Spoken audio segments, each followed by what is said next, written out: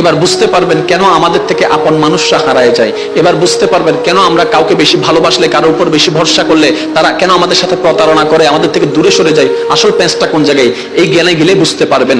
রব্বে করিম বলছে, তোর অন্তরটা তুই আমার জন্য রাখ, আমার রসুলের জন্য রাখ।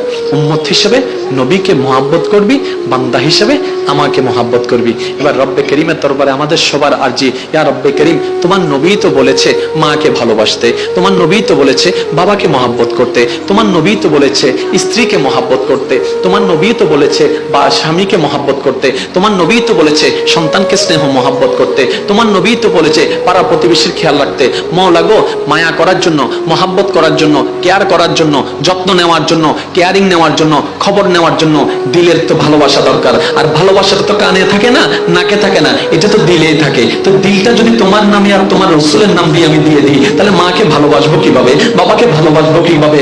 রব্বে করিম বলে, এটাই তো তুই বুঝলি না বান্দা। তুই যদি তোর দিলের ঘরটাকে আমার এবং আমার হাবিবের ভালোবাসা দিয়ে পরিপূর্ণ করে দিতি, দুনিয়াতে যতটুক যাকে ভালোবাসা দেওয়া দরকার আমি রবে সেটিং করে দিতাম, তাহলে সেই ভালোবাসার প্রতারণা হতো না, তোর জন্য আযাব হতো না, নিয়ামতে নিয়ামত হয়ে যেত।